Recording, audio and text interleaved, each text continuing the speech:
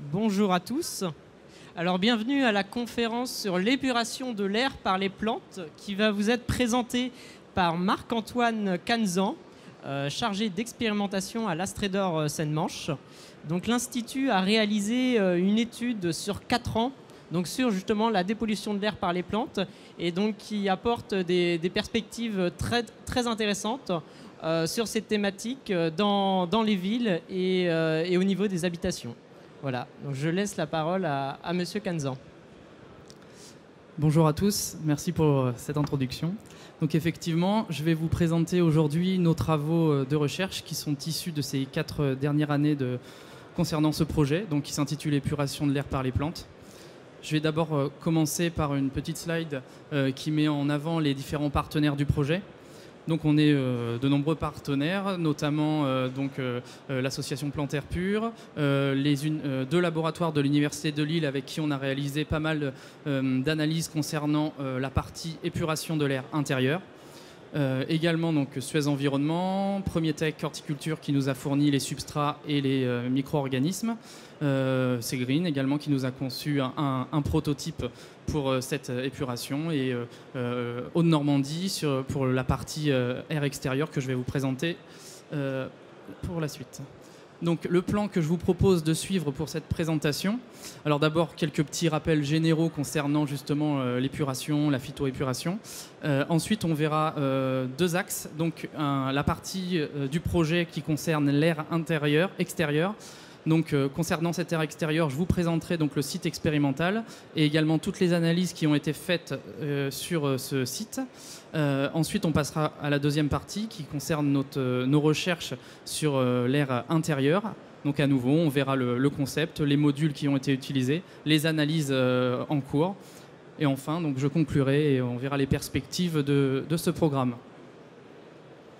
Alors, je commence avec une introduction qui concerne justement la notion d'épuration de l'air et notamment de la phytoremédiation. Donc, la phytoremédiation, c'est l'utilisation de plantes qui vont permettre ces plantes d'extraire, d'accumuler et ou de dégrader des polluants, des contaminants dans leur milieu. Donc, il y a 2 possibilités dans cette épuration. Une épuration dite passive, c'est-à-dire on met en contact la plante et le polluant et on observe si la plante est capable d'accumuler ou non le polluant. Donc ça a été étudié dans le cadre d'un précédent programme qui s'appelait FITER et pour lequel il y a eu effectivement des résultats plus ou moins intéressants où on a vu que les plantes étaient capables de dépolluer, mais dans un rendement malgré tout assez insuffisant. Alors c'est pour cela que nous, on a travaillé sur une épuration dite active avec des biofiltres. Donc justement, on utilise le terme de biofiltration. Donc là, l'objectif, c'est de travailler, on prend toujours notre plante, on la met dans un substrat qui va être ou non enrichi en micro-organismes. Et surtout, ce qui est important, c'est qu'on va utiliser l'air qui est pollué et on va forcer cet air en le projetant au niveau de la rhizosphère. Donc voilà, donc c'est ce qui donne la définition de ce biofiltre actif. Donc on n'est pas sur une épuration passive comme décrit précédemment. Alors, toujours dans cette introduction, le contexte et les objectifs de ce programme, bien pour nous, c'est d'utiliser des végétaux pour améliorer la qualité de l'air. L'objectif étant effectivement de donner de nouvelles perspectives pour la filière horticole en termes de marché. Donc il existe aujourd'hui différents ouvrages qui peuvent être présents dans l'environnement. Mais ces ouvrages, en fait, qui sont présents par exemple sur des stations d'épuration, sur des parkings, dans des gares où on voit ces murs végétalisés. Par contre, on ne connaît pas leur réelle efficacité en termes de dépollution d'air. Donc nous, là, l'objectif de ce programme, c'était justement d'utiliser ces murs végétalisés et d'observer leur efficacité ou non. C'est-à-dire, l'objectif, c'était de développer des solutions techniques basées sur la biofiltration végétale et afin de pouvoir diminuer la concentration en polluants de l'air. Donc pour cela, comme je vous l'ai dit, on utilise des modules qui sont végétalisés, qui vont être ensemencés en micro-organismes et on va utiliser également un air pulsé, un air vissé qui va être injecté directement au niveau de la rhizosphère. Donc effectivement, dans ce programme, ça intégrait obligatoirement effectivement le choix des bons végétaux, adaptés à un environnement contraignant sur ces murs, et effectivement d'analyser également les performances épuratrices de ces biofiltres. Alors on passe au premier projet, donc, qui concerne l'air extérieur. Donc le site expérimental, on est sur une station d'épuration dans la commune de Fauville-en-Caux, en Seine-Maritime, 76. Donc vous voyez ici sur la photo un cylindre, donc un module que l'on appelle, qui a un nom, qui a un nom déposé, qui est R2CO. Donc c'est une tour qui a un débit de 1000 m3/h, qui fait quand même 2,50 m de large sur 3 mètres de hauteur. Et qui est, comme vous le voyez ici, il y a plein de petits trous en façade, donc c'est l'endroit où ont été disposés les végétaux. Donc à l'intérieur de ce biofiltre, on a mis en place donc un mélange un sol, disons qu'un mélange de pouzzolane et de terre franche, donc composé de limon et de matière organique. Donc voilà ici le module tel qu'il a été constitué, ou en tout cas proposé sur la station d'épuration. Donc au niveau de son fonctionnement, tout l'air pollué de la station va être capté par un réseau de tubes, et ce réseau de tubes va être aspiré ici par un ventilateur, et l'air propulsé donc à 1000 m3/h va arriver au centre du biofiltre, et cet air va être obligé de traverser, donc peu importe les directions, il va être obligé de traverser intégralement le biofiltre pour en ressortir. Donc nous, ici, ce qu'on va observer, c'est finalement, pour la partie qui nous intéresse, donc la dépollution de l'air, on va voir en entrée quelles sont les concentrations en polluants versus en sortie quelles sont les concentrations en polluants. Donc ici, une première photo telle que la tour avait été végétalisée donc en 2012, avec ici une partie des espèces végétales mises en place. Donc sachant qu'il y a eu un peu plus d'une quarantaine d'espèces mises en place. Voilà, que ce soit des vivaces, il y avait des fougères, des graminées, enfin il y avait un petit peu de tout. Donc vous avez ici une liste non exhaustive des espèces qui ont été mises en place sur la station. Les premières années, c'est surtout sur les végétaux qu'on s'est concentré, à savoir quels étaient les végétaux qui avaient la capacité vraiment déjà de s'adapter à ce milieu assez particulier, puisque voilà, on est sur un système assez spécial avec cet air propulsé à l'intérieur à 1000 m3/h. Voilà, c'était déjà de voir les premières années quelles espèces allaient déjà s'adapter et se plaire sur cet environnement. Donc quelques photos ici vous permettant d'observer l'évolution de la tour en fonction des saisons et dans l'évolution des années. Donc vous avez ici une des dernières photos, voilà, 2016-2017. Ce qu'on voit, c'est que on a, en tout cas en période estivale, on a une tour, comme ici en juin 2015, qui est vraiment bien recouverte. On a vraiment des végétaux qui se sont très très bien adaptés. En termes d'espèces végétales, on a eu une simplification, disons, des espèces, avec maintenant à peu près une bonne dizaine d'espèces qui se sont bien adaptées à cet environnement spécifique. Donc on en a une trentaine qui ont disparu. Donc nous, ce qu'on fait, c'est que régulièrement, on fait une cartographie et un inventaire des espèces qui se sont adaptées à cet environnement. Vous avez ici certaines de ces espèces, d'ailleurs, qui fonctionnent bien, et en tout cas qui se sont bien adaptés à cet environnement en particulier. Donc ici, voilà, vous avez par exemple la cartographie de la tour telle que ça avait été mis au niveau de l'implantation en 2012. Et là, sur la dernière cartographie qui a été réalisée en 2017, bon, c'était à la sortie du printemps, c'est pour ça qu'il y a encore certains trous. Il y avait des espèces qui n'étaient pas encore réapparues. Mais voilà, ce qu'on voit, c'est que voilà, il y a une certaine harmonisation, une homogénéisation des espèces. On a maintenant, en 2017, on va dire entre 8 et 10 espèces principales qui se sont adaptées sur cette tour. On réalise également pas mal d'analyses, parce que ça nous permet de réfléchir et de comprendre le système de dépollution.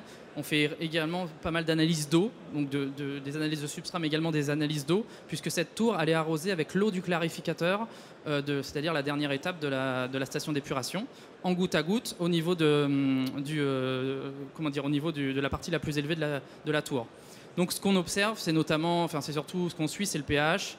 Bon, également tout ce qui va être sulfate, azote, hein. On est sur une station d'épuration, donc je vous laisse comprendre pourquoi. Mais en tout cas, ce qui nous intéresse, nous, c'est surtout le pH. Parce que ce qu'on voit, c'est que depuis certaines années, comment dire, le pH de la tour continue d'augmenter. Donc on n'a pas encore une stabilité du substrat, on a encore une évolution. Donc c'est pour ça qu'on réalise régulièrement des analyses d'eau pour voir, et en fait on s'aperçoit que l'eau est quand même assez basique et qui permet d'arroser, et vous allez voir qu'après sur les analyses de substrat, on a toujours justement une certaine évolution vers un milieu de plus en plus basique, d'où aussi certainement comment dire, la simplification du nombre d'espèces sur la tour, quoi. Donc ici c'est une petite slide, puisque un élément très important avant de passer à la partie épuratoire, c'est de comprendre ce qui se passe au niveau des micro-organismes dans le substrat. Donc ce qu'on fait tous les ans également, c'est qu'on fait des carottages donc, sur le dessus de la tour et également en façade, pour voir, comment dire, au niveau des analyses, nous on est parti sur la biomasse microbienne, c'est-à-dire le carbone microbien présent. Et ce qu'on s'aperçoit, c'est que donc effectivement en surface, sur le dessus ou sur le long des parois, on est au maximum. Alors si je reprends bien, on est au maximum, on va être à peine 2% du carbone organique total en termes de biomasse microbienne. Alors que si on s'enfonce à l'intérieur de la tour et dans le bas de la tour, où on est plutôt en hydromorphie, on va avoir un peu moins de biomasse microbienne. Donc ça, c'est important aussi d'avoir ces données-là avant de passer sur la partie épuratrice de la tour, puisqu'on peut penser que lorsqu'il y a une épuration, en tout cas les micro-organismes du substrat jouent un rôle dans cette capacité épuratrice. Alors maintenant passons aux analyses qui sont liées à la dépollution. Donc on a deux types d'analyses. On a d'abord des tests olfactométriques qui sont réalisés ici avec une petite... Enfin, voilà, vous voyez ici l'appareil qui permet de réaliser ces analyses-là. Et on a également des capteurs Kerpol qui nous permettent de suivre en continu justement les composés polluants que l'on a étudiés. Donc ici, il s'avère que l'on s'est orienté, nous, sur les composés soufrés. Donc ici, quelques photos qui vous permettent de voir comment on a positionné ces capteurs. Donc ici, on est en sortie. Donc voilà, deux petites photos. Et en fait, ce capteur-là de sortie, on le déplace tous les 15 jours pour mettre ce capteur à différentes hauteurs de la station, sur différentes orientations. Et voilà, et puis de suivre ça sur les saisons. Vous avez le capteur d'entrée qui est présent ici et ici. Donc c'est sur une volute de sortie du ventilateur, qui nous permet ici donc de mesurer la quantité de composés soufrés en entrée. Donc ici un premier résultat. Donc vous avez un graphique, bon, même si c'est pas très très lisible, c'est le principal, c'est de voir d'un point de vue global. Donc ici on a la concentration en composés soufrés, donc en composés H2S. Donc c'est en entrée sur la période juillet-octobre, donc c'était sur 2016. Donc ce qu'on voit, c'est on va être dans des concentrations entre 500 000 ppb jusqu'à 10 000 ppb d'H2S. Maintenant, si je vous mets en correspondance ce qui se passe au niveau de la sortie, donc vous voyez, on va être entre 0 et 200 ppb. Donc on a un facteur 10 en termes de concentration en composés soufrés. Donc vraiment un rendement épuratoire très, très intéressant sur cette station. En parallèle de cela, donc, comme je vous l'ai dit, on a fait également des prélèvements olfactométriques pour faire des mesures pour voir si on était dans ces mêmes rapports au niveau de ces analyses d'air. Donc ce sont des analyses qui sont faites par Suez Environnement et qui vont être analysées donc par un jury qui va sentir ces composés d'air. C'est le même principe que les jurys pour les dégustations de vin, sauf que là, bon, c'est pour les odeurs. Donc en fait, comment c'est réalisé? Donc en fait, comme je vous l'ai expliqué, c'est un jury. Donc il y a une définition de la concentration d'odeur. Hein, c'est pas mesurable, hein, comme des centimètres, des kilos, j'en sais rien. C'est vraiment un nombre d'unités d'odeur qui va être présent dans un mètre cube d'air. Ouais, c'est ça. Et qui va être voilà. Donc c'est une concentration donc de ces nombres d'unités d'odeur. Et en parallèle, donc dès que cette odeur elle est ressentie par le jury, elle va être notée sur une échelle de -4 à +4, c'est-à-dire d'extrêmement désagréable à très agréable, et donc c'est ça la note hédonique qui va être donnée à cette analyse olfactométrique. Donc les résultats ici, ce qu'on observe premièrement, c'est qu'en termes de concentration en unités d'odeur, en entrée de la tour, on est à 146 unités d'odeur par mètre cube, en sortie, on est à 38. Donc, et on a effectivement un abattement de 74%. Donc on est également dans des proportions qui sont à peu près similaires à ce qu'on a observé sur nos concentrations de soufre tout à l'heure. Donc ça, c'est plutôt cohérent. Après, voilà, en gros, on a une concentration d'odeur qui est effectivement plus faible en sortie. Après, de là à dire que l'odeur est meilleure, non. Voilà, elle n'est pas forcément meilleure. Il n'y a qu'à la dilution 500 où éventuellement on peut dire qu'on passe d'une partie indolore à légèrement désagréable, mais sinon après, si on reconcentre ces unités d'odeur, eh bien on est plutôt sur des choses désagréables. Mais en l'occurrence, on a malgré tout cet abattement de 74% qui est plutôt intéressant. Donc voilà, j'ai fini la première partie sur donc justement cette partie air extérieur. Maintenant, on va passer à l'air intérieur. Donc pour cette partie, on s'est rapproché, donc, comme je vous l'ai dit tout à l'heure, de l'université de Lille pour faire des analyses. Donc on a d'abord, dans un premier temps, conçu un module. Donc vous avez ici la photo du module. Donc c'est un ensemble ce sont des unités en aluminium qui sont positionnées. Donc voilà, il y en a 3 qui sont attachées les unes aux autres. Dans ces unités, on va dire en aluminium, on dépose des sacs dans lesquels vont être dans lesquels vont être positionnés du substrat et ou des micro-organismes. À l'intérieur de ces sacs, on va avoir des tubes, comme ici sur le schéma, des tubes microporeux qui vont permettre de propulser l'air. Donc ici, vous avez une photo finalisée. Et voilà, donc avec les arrivées d'air, récupération d'eau d'arrosage. Voilà, donc un petit peu la manière dont on a construit ce module. Donc, durant ces 4 années, on a testé différents substrats, on a testé différents végétaux.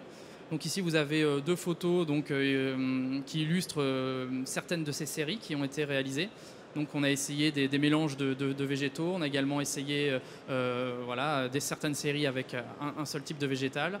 Donc en termes de végétaux, donc on a effectivement du chlorophytum, on a essayé du lierre, de la misère, des fougères, du spathiphyllum, aglaonema, ce genre de végétaux. Au niveau du dimensionnement, voilà, donc on est sur un mur végétal qui fait 1 mètre sur 1 mètre, donc 1 mètre carré. On a donc 3 unités de 16 plantes, donc soit 48 végétaux en façade. Au niveau du substrat, donc on a travaillé avec un substrat de chez Premier Tech Horticulture. Et donc vous avez la composition ici. Et après, on a travaillé différents cocktails de micro-organismes, avec notamment des bactéries, des bacillus, des pseudomonas, mais également des mycorhizes, donc à différentes concentrations, en différents mélanges, pour tester justement cette dépollution. Donc au niveau de la dépollution, donc ça c'est une enceinte qui est présente sur l'île. C'est une enceinte donc ici qui fait 8 mètres cubes et dans laquelle on va venir positionner notre module, donc qui est ici. Et ce module, en fait, il est relié à une pompe. La pompe va aspirer l'air pollué atmosphérique du cube, va l'envoyer à l'intérieur du tube microporeux.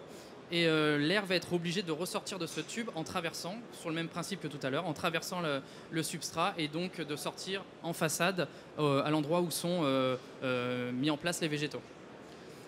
Et en fait, ce cube, il est composé de différents capteurs qui vont nous permettre de suivre dans le temps les compositions en polluants.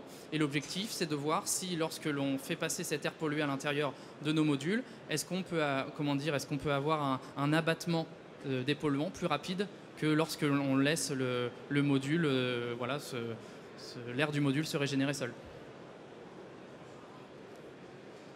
Donc au niveau du polluant, j'ai pas dit, on a travaillé sur un polluant dit réaliste, donc sur des bâtons d'encens qui contiennent une multitude de polluants, dont du monoxyde de carbone, du soufre, de l'ozone, voilà, donc des particules. Donc on a travaillé sur ce bâton d'encens puisque on ne voulait pas travailler sur des injections directes puisqu'on voulait être le plus proche possible des pollutions dites naturelles, quoi. Alors ça, c'est la première série qui a été plutôt intéressante pour nous puisqu'on avait essayé pas mal de témoins, puisque effectivement, comme vous l'avez vu, c'est un module qui contient pas mal de choses. Donc l'objectif, c'était d'être sûr que ce qu'on allait observer était vraiment réaliste. Donc on a mis en place, on a fait ce test de dépollution avec d'abord l'enceinte vide, différents témoins, des modules sans plantes, des modules sans micro-organismes, etc. Et le premier résultat qui nous a été donné, c'est effectivement ici, vous voyez le module 3, c'est celui pour lequel on a eu un temps de décroissance plus rapide pour le monoxyde de carbone. Donc pour nous, c'était assez intéressant, puisque c'était justement le module qui était végétalisé et enrichi en micro-organismes. Donc on était plutôt content du premier résultat. Donc on est parti pour pouvoir essayer d'augmenter ce rendement épuratoire avec ce type de... essayer d'adapter, d'améliorer ce qu'on avait observé sur ce module 3. Donc ensuite on a réalisé jusqu'à 7-8 séries même d'ailleurs. En fait on s'est vite confronté à des problématiques qui étaient liées plutôt, disons, à la technique et à l'outil du cube. Parce qu'en fait le problème qu'on a sur ce cube, c'est que il est très, comment dire, il est plutôt efficace, je pense. Il est très sensible. La problématique étant qu'il nous faut au moins 5 réplicas à chaque fois pour avoir une mesure. Il nous faut passer à chaque fois tous les témoins, refaire une mesure à vide. C'est-à-dire si on passe 10 modalités, entre le premier point de la première modalité et le dernier point de la dernière, on pouvait avoir des fois 3-4 semaines. Donc effectivement, les plantes entre la première et la quatrième semaine ne passent pas dans le cube dans le même état. L'état hygrométrique également du substrat, etc. Donc on a eu une assez grosse variabilité et on avait du mal à avoir une bonne répétabilité au niveau de nos résultats. Donc c'est pour ça qu'on a choisi de s'orienter exclusivement sur le monoxyde de carbone, qui était celui qui nous avait donné les meilleurs résultats sur la première série. Et on a simplifié pas mal de paramètres, parce que c'est quelque chose qui est assez complexe. Donc on s'est orienté sur le monoxyde de carbone et dans l'objectif d'améliorer notre outil. Donc ce qu'on a fait, c'est qu'on a travaillé notamment on a gardé le type de substrat, mais on a essayé de travailler surtout l'hygrométrie du sol, qui semblait être un des paramètres importants dans le fait d'avoir des résultats assez hétérogènes. Donc effectivement, on a équipé notre module avec des électrovannes, ce genre d'appareils, pour essayer d'obtenir des résultats assez intéressants. Et je vais aller directement sur la 7e série, donc c'est celle qui a été réalisée cette année. Donc en reprenant intégralement le protocole, finalement, on a réussi à avoir sur nos 3 modalités végétalisées et enrichies en micro-organismes, on a réussi à obtenir des résultats similaires à ceux de la première série, et même au-delà, puisqu'on arrive quasiment jusqu'à 30% d'abattement de monoxyde de carbone pour ces séries qui sont végétalisées et ensemencées. Donc ça, c'était plutôt un bon résultat. Malgré tout, je dirais que sur cette partie-là, ça a été beaucoup plus complexe que sur la partie air extérieur, dans le sens où aussi, ici, on est sur je compare un peu ça à des aquariums. Plus l'aquarium est petit et plus l'aquarium est neuf, plus c'est difficile de trouver un bon équilibre et un bon écosystème qui fonctionne seul, quoi. Donc je pense que c'était un petit peu la problématique. Mais en tout cas, on a réussi sur cette année à confirmer nos résultats obtenus en première année avec des bons résultats sur le monoxyde de carbone. Alors je vous ai également présenté ici une diapo sur le soufre, dioxyde de soufre. Là, ici, on n'a pas vu de résultats intéressants aucune différence significative quant à la vitesse de décroissance du soufre. On ne nous a pas semblé voir de résultats bénéfiques avec notre module. Et même résultat d'ailleurs pour les autres polluants. Donc pour la partie air intérieur, on n'a que des résultats intéressants pour le monoxyde de carbone. Donc j'en arrive aux conclusions du programme. Puisqu'il se finit cette année. Donc en conclusion, ce qu'on a, c'est qu'on a aujourd'hui 2 systèmes végétalisés qui sont en place, qui fonctionnent correctement, pour lesquels les plantes se sont bien adaptées à ces systèmes plutôt contraignants. On a mis en place donc des phases d'analyse de dépollution du monoxyde de carbone, notamment donc pour la partie air intérieur et plutôt pour la partie soufrée pour la partie air extérieur. Ce qu'on a vu, c'est que effectivement, pour la partie air extérieur, donc pour la tour, on a un système qui fonctionne, qui est présent en continu, et voilà, pour lequel on a quelque chose de cohérent et voilà. Je ne vous ai pas présenté les résultats 2017 puisqu'ils sont en cours. On essaye de réaliser une cartographie en 2017 de la tour, puisqu'on a pris mois par mois, orientation par orientation et hauteur par hauteur. Donc on a tous ces paramètres qu'on fait évoluer. J'ai pas encore tous les résultats finaux puisque j'attends fin décembre, mais en l'occurrence, les résultats préliminaires sont très intéressants avec des abattements très significatifs, même pendant l'été, alors qu'on a des concentrations en soufre très importantes qui arrivent dans le module, quoi. Donc voilà un petit peu les conclusions de ce projet. Et puis en termes de perspective, donc là, comme je vous l'ai dit, on est sur la fin du projet, on a la fin du financement en 2017. Donc là, on est en ce moment sur l'écriture de différents projets pour poursuivre ces travaux. Avec notamment pour la tour, on va essayer de comprendre quels sont les mécanismes qui permettent à cette tour d'avoir un rendement épuratoire intéressant. Donc on s'est rapproché d'une université, on est en train d'écrire un projet pour comprendre vraiment comment les composés soufrés sont dégradés, stockés, en tout cas voilà, comment ils disparaissent. Et puis pour la partie disons intérieure, on est également en ce moment en train d'écrire des projets, mais voilà, il n'y a rien encore pour le moment de totalement défini et d'acté pour 2018. Mais en tout cas, malgré tout, c'était un projet qu'on va continuer de travailler donc à l'Astrodor. Je vous remercie pour votre écoute. Et donc, il y a également des petites brochures qui sont présentes à l'entrée du stand sur le sujet. Avez-vous des questions ?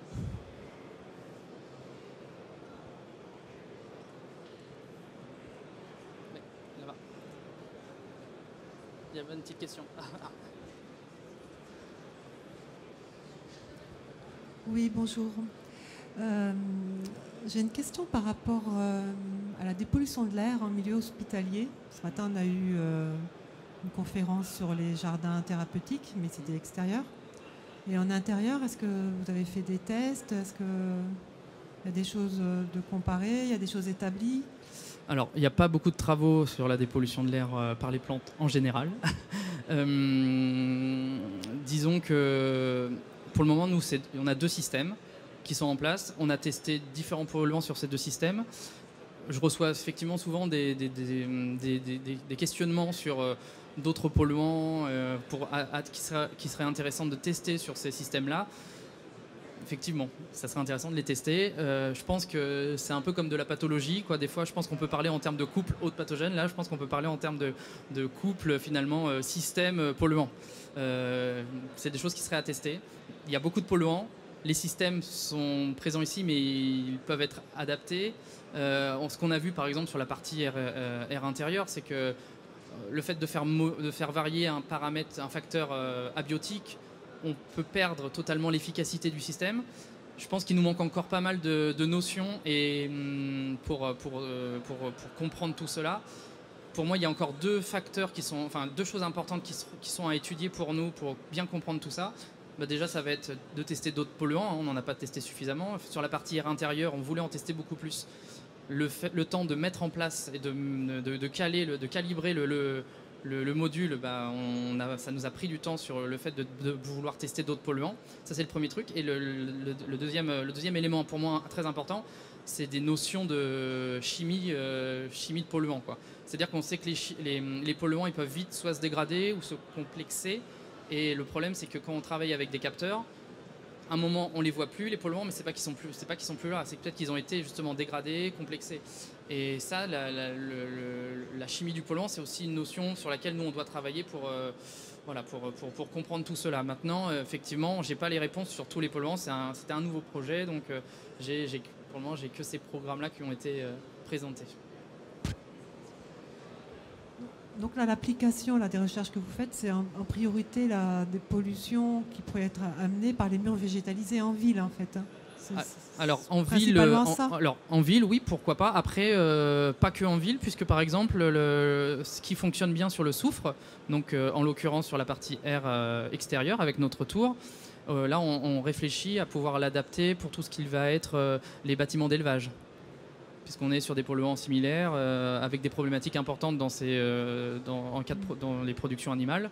Donc ça, c'est un de nos projets, par exemple. Donc pas que en ville, non. Après, en ville, on a également un projet qu'on essaye en ce moment, qu'on essaye de mettre en place, qui est lié à tout ce qui est construction de bâtiments. Voilà, donc on avait réfléchi à un projet avec des toits terrasses sur les bâtiments pour dépolluer, cette fois-ci pour intégrer de l'air extérieur pollué et de l'amener à l'intérieur des bâtiments en l'ayant dépollué. Donc non, il n'y a pas que, il y a une partie en ville, mais il n'y a pas que ça. D'accord. Mais il y a tellement de polluants, c'est ça, il y a énormément de travail. Et là, vos tours, là, avec les produits soufrés à l'entrée de parking ou des choses comme ça J'ai pas entendu, pardon. Vos tours de dépollution de produits soufrés à l'entrée de parking ou des endroits stratégiques ça peut être complètement, oui, complètement. En tout cas, ça peut être, je pense que ça peut être transposable, puisque on est sur des polluants similaires. Donc là, cette fois-ci, j'aurais envie de dire oui, mais oui.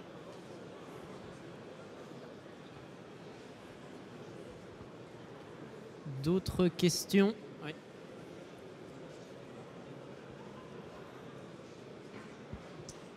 Oui, bonjour.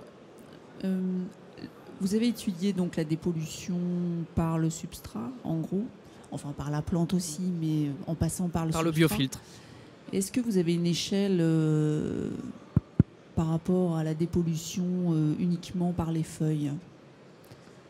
Alors, est-ce que ce serait de 1 à 5? En gros, est-ce qu'on dépollue 5 fois plus en passant par le substrat que par l'extérieur? Alors, juste par les feuilles, c'était justement le cas du projet FITER, qui était vraiment ce qu'on appelle une épuration passive.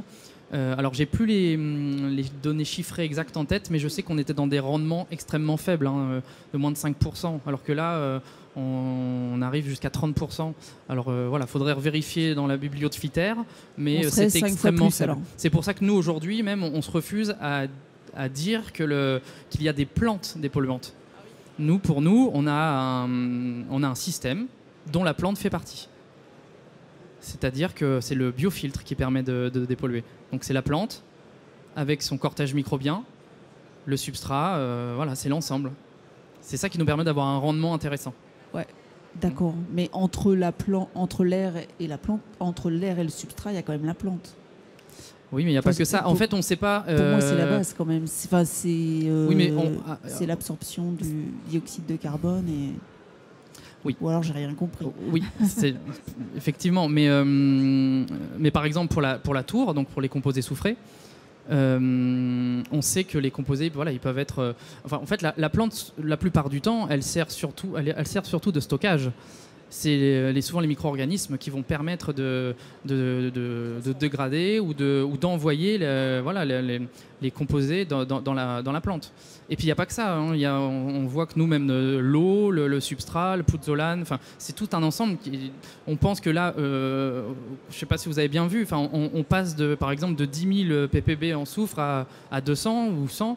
C'est extrêmement important. Je ne suis pas sûr que ça soit exclusivement la plante qui puisse faire tout ça. Donc certainement que le substrat, peut-être, ou en tout cas la pouzzolane pourrait capter par exemple des composés. Peut-être que l'eau d'arrosage permet également d'en piéger. Les micro-organismes vont peut-être en dégrader, vont en envoyer certainement dans la plante. Il y a effectivement, lorsqu'on s'approche de la tour, on met notre nez vraiment au bord, il y a encore un peu d'odeur. Et puis ça fait des petites, des environnements un peu en vase clos au niveau du feuillage. Donc peut-être qu'il peut y avoir de l'absorption foliaire aussi.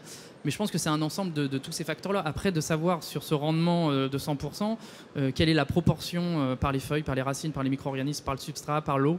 C'est ce qu'on essaye c'est le projet, en fait, là, en tout cas pour le soufre, c'est le projet avec l'université de Caen. D'accord. Ça voudrait dire que des plantes en hydroculture, par exemple, dépollueraient moins du fait qu'on n'est pas sur le même substrat que... Alors, après, ici, c'est un cas spécifique. Est-ce que c'est généralisable? Je ne sais pas. Vu qu'en plus, comme je le dis, il y a beaucoup de polluants, on ne les a pas tous testés. Voilà. On a vu que nous, sur nos deux systèmes, il y en a un dès le début qui fonctionnait très bien. Voilà, on a posé nos capteurs, on ne s'est pas pris la tête. On a eu des très bons rendements. Pour l'autre, on a eu beaucoup plus de difficultés. Je pense que c'est... c'est peut-être difficile de généraliser si simplement, en fait.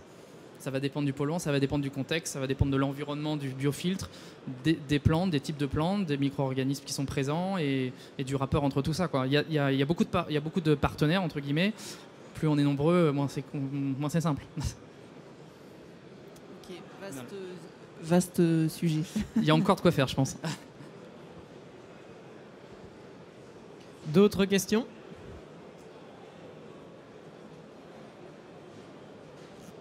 Non, visiblement. Merci, Monsieur Canzan, Merci. d'être intervenu. Et puis, rendez-vous dans 25 minutes maintenant pour la prochaine conférence qui portera sur le programme CITER qui a été mené par Plantésité. Et l'objectif, c'était de créer des sols fertiles à partir de déchets urbains. Donc, elle aura lieu à 16h ici même. Merci. Un peu rapide.